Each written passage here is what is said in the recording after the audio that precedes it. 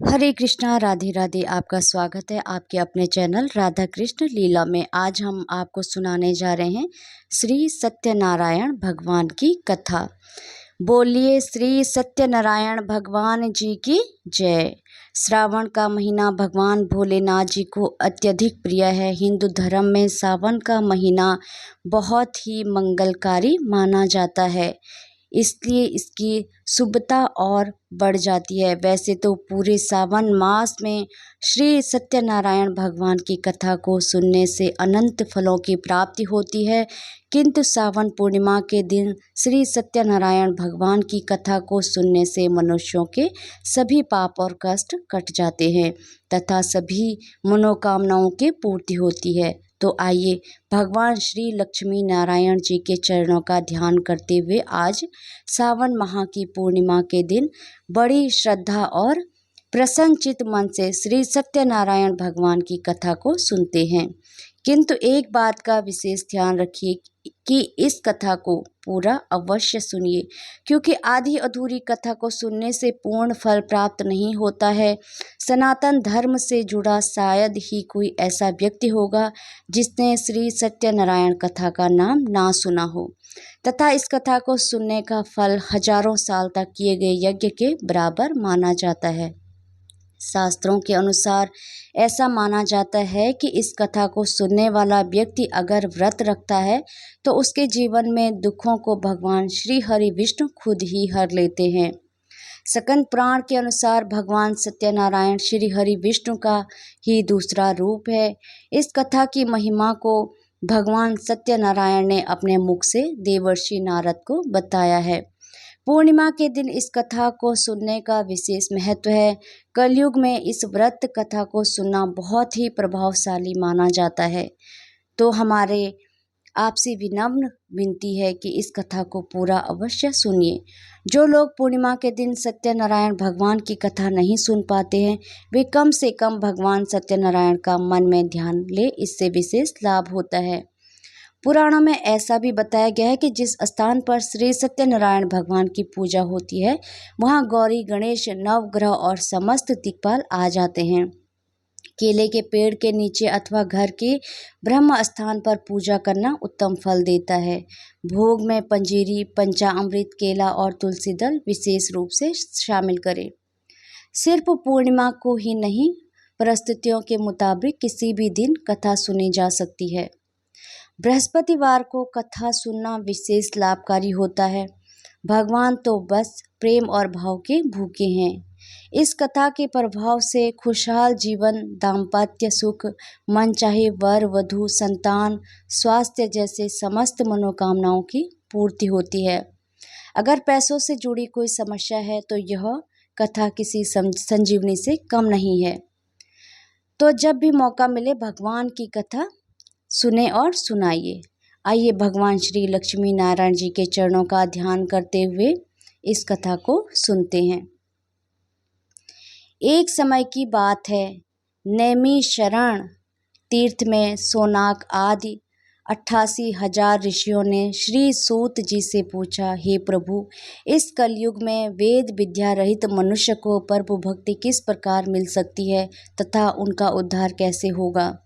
हे मुनि श्रेष्ठ, कोई ऐसा तप बताइए जिससे थोड़े समय में ही पूर्ण फल मिले और मनोवांछित फल भी मिल जाए। इस प्रकार की कथा सुनने की हम इच्छा रखते हैं। सर्व शास्त्रों के ज्ञाता सूत जी बोले, हे वैष्णव, मैं पूज्य, आप सभी ने प्राणियों के हित की बात पूछी है, इसलिए मैं एक ऐसे श्रेष्ठ व्रत को आप लोगों को बताऊंगा जिसे नारद जी ने लक्ष्मी नारायण जी से पूछा था। लक्ष्मीपति ने मुनि श्रेष्ठ नारद जी से कहा था, आप सब इसे ध्यान से सुनिए। एक समय की बात है, योगी राज नारद जी दूसरों की हित की इच्छा के लिए अनेकों लोकों में घूमते हुए मृत्यु लोक में आ पहुँचते हैं। यहाँ उन्होंने अनेक योगिनियों में जन्मे प्रायः सभी मनुष्यों को अपने कर्मों द्वारा अनेकों दुखों से पीड़ित देखा। उनका दुख देख नारद जी सोचने लगे कि कैसा यत्न किया जाए जिसके करने से निश्चित रूप से मानव के दुखों का अंत हो जाए।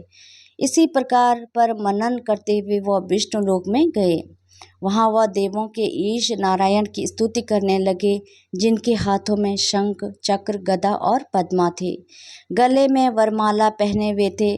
स्तुति करते हुए नारद जी बोले, हे भगवान, आप अत्यंत शक्ति से संपन्न हैं।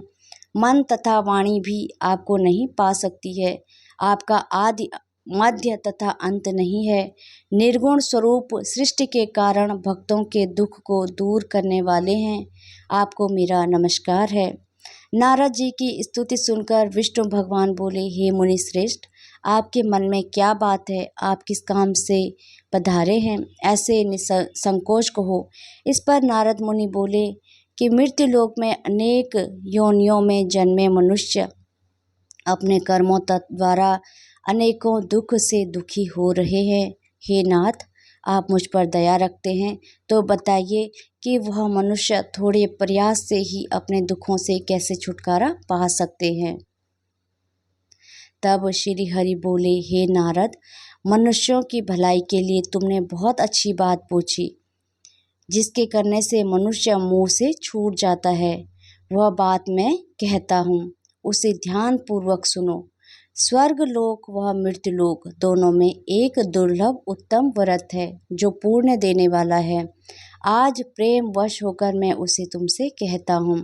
श्री सत्यनारायण भगवान का यह व्रत अच्छी तरह विधान पूर्वक करके मनुष्य तुरंत ही यहाँ सुख भोग कर मरने पर मोक्ष पाता है। श्री हरि के वचन सुनकर नारद जी बोले, उस व्रत का फल क्या है और उसका विधान क्या है? यह व्रत किसने किया था? इस व्रत को किस दिन करना चाहिए? सभी कुछ विस्तार से बताइए। नारद जी की बात सुनकर श्री हरि बोले, दुख और शोक को दूर करने वाला यह सभी स्थानों पर विजय दिलाने वाला है। मानव को भक्ति और श्रद्धा के साथ शाम को श्री सत्यनारायण की पूजा धर्मपरायण और होकर ब्राह्मण व बंधुओं के साथ करनी चाहिए। भक्ति भाव से ही नैवेद्य केले का फल, घी, दूध और गेहूं का आटा सवाई ले। गेहूं के स्थान पर साठी का आटा, शक्कर तथा गुड़ लेकर और सभी भक्षण योग्य पदार्थों को मिलाकर भगवान का भोग लगाइए। ब्राह्मणों सहित बंधु बांधवों को भी भोजन कराइए। उसके बाद स्वयं भोजन करें। भजन कीर्तन के साथ भगवान की भक्ति में लीन हो जाइए। इस तरह से सत्यनारायण भगवान का यह व्रत करने पर मनुष्य की सारी इच्छाएं निश्चित रूप से पूरी होती है। इस कलिकाल अर्थात कलयुग में मृत्यु लोक में मोक्ष का यही एक सरल उपाय बताया गया है। इस प्रकार से श्री सत्यनारायण व्रत कथा का प्रथम अध्याय संपूर्ण हुआ। आप लोग बड़ी श्रद्धा और प्रेम से बोलिए, श्रीमन नारायण नारायण हरि हरि, भजमन नारायण नारायण हरि हरि। बोलिए श्री सत्यनारायण भगवान की जय। सूत जी बोले, हे ऋषियों, जिसने पहले समय में इस व्रत को किया था उसका इतिहास कहता हूँ, इसे ध्यान से सुनो। सुंदर काशीपुरी नगरी में एक अत्यंत निर्धन ब्राह्मण रहता था। भूख प्यास से परेशान वह धरती पर घूमता रहता था। ब्राह्मणों से प्रेम करने वाले भगवान ने एक दिन ब्राह्मण का वेश धारण कर उसके पास जाकर पूछा, हे विप्रह, नित्य दुखी होकर तुम पृथ्वी पर क्यों घूमते हो? दीन ब्राह्मण बोला, मैं निर्धन ब्राह्मण हूँ, भिक्षा के लिए धरती पर घूमता हूँ। हे भगवान, यदि आप इसका कोई उपाय जानते हैं तो बताइए। वृद्ध ब्राह्मण कहता है कि सत्यनारायण भगवान मनोवांछित फल देने वाले हैं, इसलिए तुम उनका पूजन करो। इसे करने से मनुष्य सभी दुखों से मुक्त हो जाता है। वृद्ध ब्राह्मण बनकर आए सत्यनारायण भगवान उस निर्धन ब्राह्मण को व्रत का सारा विधान बताकर अंतर्ध्यान हो गए। ब्राह्मण मन ही मन सोचने लगा कि जिस व्रत को वृद्ध ब्राह्मण करने को कह गया है, मैं उसे जरूर करूँगा। यह निश्चित करने के बाद उसे रात में नींद आई। वह सवेरे उठकर सत्यनारायण भगवान के व्रत का निश्चय कर भिक्षा के लिए चला गया। उस दिन निर्धन ब्राह्मण को भिक्षा में बहुत धन मिला। जिससे उसने बंधु बांधवों के साथ मिलकर श्री सत्यनारायण भगवान का व्रत संपन्न किया। भगवान सत्यनारायण का व्रत संपन्न करने के बाद वह निर्धन ब्राह्मण सभी दुखों से छूट गया और अनेक प्रकार की संपत्तियों से युक्त हो गया। उसी समय से यह ब्राह्मण हर माह इस व्रत को करने लगा। इस तरह से सत्यनारायण भगवान के व्रत को जो मनुष्य करेगा वह सभी प्रकार के पापों से छूटकर मोक्ष को प्राप्त होगा। जो मनुष्य इस व्रत को करेगा वह भी दुखों से मुक्त हो जाएगा। सूत जी बोले, इस तरह से नारद जी से नारायण जी का कहा हुआ श्री सत्यनारायण व्रत को मैंने तुमसे कहा। हे विप्र, मैं अब और क्या कहूँ। ऋषि बोले, हे मुनिवर, संसार में उस विप्र से सुनकर और किस किसने व्रत को किया, हम सब इस बात को सुनना चाहते हैं। इसके लिए हमारे मन में श्रद्धा का भाव है। सूत जी बोले, हे मुनियों, जिस जिसने इस व्रत को किया है वो सब सुनो। एक समय वही विप्र धन और ऐश्वर्य के अनुसार अपने बंधु बांधवों के साथ इस व्रत को करने को तैयार हुआ। उसी समय एक लकड़ी बेचने वाला बूढ़ा आदमी आया और लकड़ियां बाहर रखकर अंदर ब्राह्मणों के घर में आ गया। प्यास से दुखी लकड़हारा उन्हें व्रत करते देख नमस्कार कर पूछने लगा कि आप यह क्या कर रहे हैं तथा इसे करने से क्या फल मिलेगा, कृपया मुझे भी बताइए। ब्राह्मण ने कहा कि सब मनोकामनाओं को पूर्ण करने वाला यह सत्यनारायण भगवान का व्रत है। इनकी कृपा से ही मेरे घर में धन धान्य आदि की वृद्धि हुई है। विप्र से सत्यनारायण व्रत के बारे में जानकर लकड़हारा बहुत प्रसन्न हुआ। चरना अमृत लेकर वह प्रसाद खाने के बाद अपने घर गया। लकड़हारे ने अपने मन में संकल्प लिया कि आज लकड़ी बेचने से जो धन मिलेगा उसी से श्री सत्यनारायण भगवान का उत्तम व्रत करूँगा। मन में इस विचार को लेकर बूढ़ा आदमी सिर पर लकड़ियां रखकर उस नगर में बेचने गया जहाँ धनी लोग ज़्यादा रहते थे। उस नगर में उसे अपनी लकड़ियों का दाम पहले से 4 गुना अधिक मिला। बूढ़ा प्रसन्नता के साथ दाम लेकर केले, शक्कर, घी, दूध, दही और गेहूं का आटा ले और सत्यनारायण भगवान के व्रत की अन्य सारी सामग्री लेकर अपने घर आ गया। वहाँ उसने अपने बंधु बांधवों को बुलाकर विधि विधान से सत्यनारायण भगवान का पूजन और व्रत किया। इस व्रत के प्रभाव से वह बूढ़ा लकड़हारा धन, पुत्र आदि से युक्त होकर संसार के समस्त सुख भोगकर अंतकाल में वैकुंठ धाम चला गया। इस प्रकार से श्री सत्यनारायण व्रत कथा का दूसरा अध्याय संपूर्ण हुआ। आप लोग बड़े श्रद्धा और प्रेम से बोले, श्रीमन नारायण नारायण हरि हरि, भजमन नारायण नारायण हरि हरि। बोलिए श्री सत्यनारायण भगवान की जय। श्रोताओं, अब श्री सत्यनारायण कथा का तीसरा अध्याय सुनिए। सूत जी बोले, हे श्रेष्ठ मुनियों, अब आगे की कथा कहता हूँ। पहले समय में उल्का मुख नाम का एक बुद्धिमान राजा था। वह सत्यवक्ता और जितेंद्रिय था। प्रतिदिन देव स्थानों पर जाता और निर्धनों को धन देकर उनके कष्ट दूर करता था। उसकी पत्नी कमल के समान मुख वाली तथा सती साध्वी थी। भद्र शलाला नदी के तट पर उन दोनों ने श्री सत्यनारायण भगवान का व्रत किया। उसी समय साधु नाम का एक वैश्य आया। उसके पास व्यापार करने के लिए बहुत सा धन भी था। राजा को व्रत करते देखकर वह विनय के साथ पूछने लगा, हे राजन, भक्ति भाव से पूर्ण होकर आप यह क्या कर रहे हैं, मैं सुनने की इच्छा रखता हूँ, तो आप मुझे बताइए। राजा बोला, हे साधु, आपने बंधु बांधवों के साथ पुत्र आदि की प्राप्ति के लिए एक महाशक्तिमान श्री सत्यनारायण भगवान का व्रत और पूजन कर रहा हूँ। राजा के वचन सुन साधु आदर से बोला, हे राजन, मुझे इस व्रत का सारा विधान कहिए। आपके कथा अनुसार मैं इस व्रत को करूँगा। मेरी भी संतान नहीं है और इस व्रत को करने से निश्चित रूप से मुझे संतान की प्राप्ति होगी। राजा से व्रत का सारा विधान सुनकर व्यापार से निर्वृत्त होकर वह अपने घर गया। साधु वैश्य ने अपनी पत्नी को संतान देने वाले इस व्रत का वर्णन कह सुनाया और कहा, जब मेरी संतान होगी तब मैं इस व्रत को करूँगा। साधु ने इस तरह के वचन अपनी पत्नी लीलावती से कहे। एक दिन लीलावती पति के साथ आनंदित हो सांसारिक धर्म में प्रवृत्त होकर सत्यनारायण भगवान की कृपा से गर्भवती हो गई। 10वें महीने में उसके गर्भ से एक सुंदर कन्या ने जन्म लिया। दिनों दिन वह ऐसे बढ़ने लगी जैसे शुक्ल पक्ष का चंद्रमा बढ़ता है। माता पिता ने अपनी कन्या का नाम कलावती रखा। एक दिन लीलावती ने मीठे शब्दों में अपने पति को याद दिलाया कि आपने सत्यनारायण भगवान के जिस व्रत को करने का संकल्प किया था उसे करने का समय आ गया है। साधु बोला, हे प्रिय, इस व्रत को मैं उसके विवाह पर करूँगा। इस प्रकार अपनी पत्नी को आश्वासन देकर वह नगर को चला गया। कलावती पिता के घर में रहकर वृद्धि को प्राप्त हो गई। साधु ने एक बार नगर में अपनी कन्या को सखियों के साथ देखा तो तुरंत ही दूत को बुलाया और कहा, मेरी कन्या के लिए योग्य वर देकर आओ।